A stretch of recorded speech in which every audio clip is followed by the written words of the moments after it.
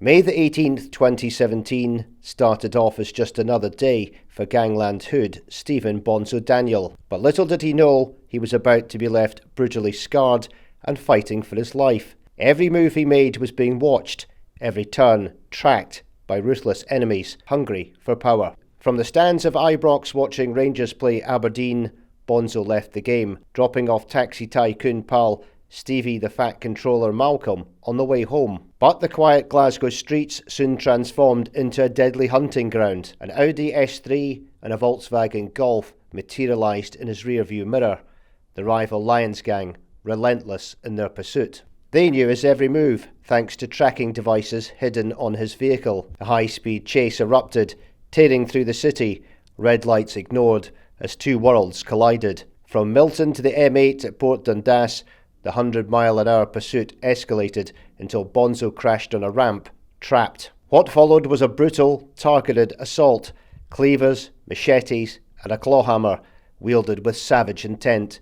Bonzo's face became a canvas of carnage, deep lacerations, a nose left hanging, damage so severe police initially mistook it for a gunshot wound. With fractured bones and a dislocated skull, Bonzo was left for dead, his attackers vanishing into the night. By the time of the brutal execution attempt, Bonzo had risen to the head of the notorious Glasgow crime clan, the Daniels, amassing an intricate web of allies as he sought to take the criminal empire from strength to strength. He took over the reins following the death of his uncle, feared crime boss Jamie Daniel, a year earlier.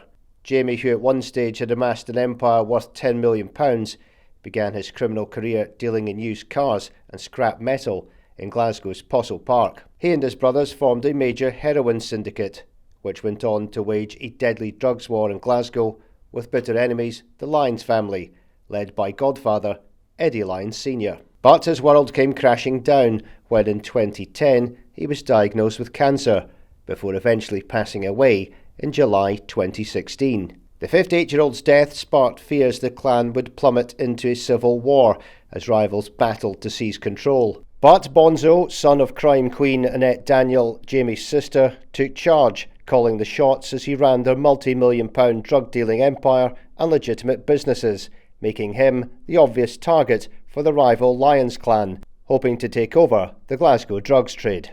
Bonzo was born into crime and has lived that life, but some underworld sources claim it's not a natural fit for him. His cousin Francis Fraggle Green, son of Jamie, is viewed by some as a more obvious head of the family. One source said, because of Bonzo's nickname and what happened to his face, he gets most of the attention. But many think Fraggle is the more natural crime boss. Bonzo would rather spend time with his partner and kids and go to Ibrox to watch his beloved Rangers than be mired in feuds and constantly looking over his shoulder. But given who his relatives are, there was never any realistic prospect of a normal life. He obviously has connections to some very dangerous people, so he'll always get respect through that. But he's not a wild gangster type who flaunts violence and wealth. That's not his style. His rise to the top of the crime family wasn't short of drama. He was lucky not to be jailed after being cleared following a major probe into the Daniel crime clan, which saw Xander Sutherland, his Uncle Jamie's son, jailed for drug dealing in June 2015. He has close links to Edinburgh drugs baron Mark Richardson, and family member Robert, a convicted drug dealer, was ambushed by a gang of gunmen during a drive-by shooting in Steps just outside Glasgow in 2017. Within weeks, the Lions had turned their attention to Bonzo, knowing the execution of the kingpin could unravel the rival empire, a prime opportunity to take control of the drugs trade. After being left maimed by the gang and narrowly escaping alive, Bonzo was taken to the nearby Royal Infirmary, where a team led by Dr. Mark Ansell saved his life with 12 hours of surgery. The world-renowned surgeon would later tell how Bonzo's face was so mangled he had to insert a tube in his throat to help him breathe. Dr. Ansell said his nose was hanging off on the left-hand side, near to his left ear. He had extensive injuries, all located in the mid-face area. Driver Mohammed Khan, who stopped to help the stricken ex-taxi boss, said, his face was in a mess, a total mess. His face was hanging off. You could see his nose bone. He couldn't speak. I thought he was going to die. Bonzo would later undergo around 40 hours of pioneering surgery over the course of 2 years to save his butchered face. An underworld insider at the time told the Scottish Sun, "Bonzo is extremely lucky to be alive. It's a painstakingly slow process, but his face is now being put back together by one of the best surgeons in the world. The scanning to his face has already improved massively, but there is still a long way to go." Among the brutal facial reconstruction ops Bonzo has endured included inserting metal plates and screws to eye sockets and reattaching his nose. A titanium mesh was put into his skull. Bonzo's upper and lower jaw were reconnected. Deep cuts across his cheeks were repaired and his damaged ears were operated on.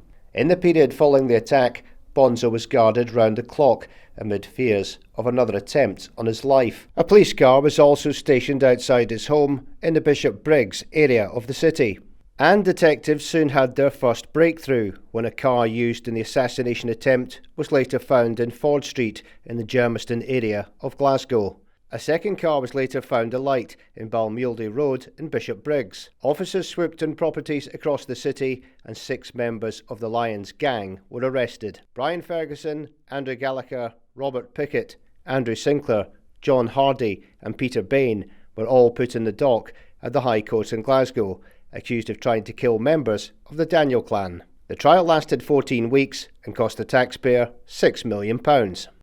You sought to turn Glasgow into a war zone for your feud.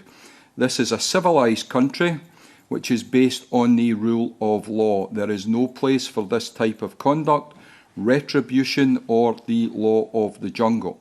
The 6 men were all convicted of conspiracy to murder. Brian Ferguson, Andrew Gallagher and John Hardy were all jailed for 20 years. Robert Pickett was given 16 years, Peter Bain was given 15 years and even gave the thumbs up to someone in the gallery as the sentence was handed down, while Andrew Sinclair was given 13 years and 3 months. Lord Mulholland told them that Steven Daniel gave evidence and said he was not aware of any feud between the Lyons and Daniels families. He said he did not believe a word, and more importantly, neither did the jury. Bonzo's brazen evidence underscored the belief that the feud would be settled on the streets rather than in the courtroom, highlighting the deep-seated animosity between the two clans and the desire for revenge. And while members of the Lions gang were put away for a long time, Bonzo fought back to lead the Daniel crime clan, which is once again locked in an explosive battle with their rivals, led by Stephen Lyons and Ross Miami McGill. McGill, a former chief of the Union Bears, has waged a 4-month gang war, spilling out across central Scotland over a £500,000 cocaine deal, which has seen shootings, machete attacks and homes torched and firebombed over the battle for control of the drug trade.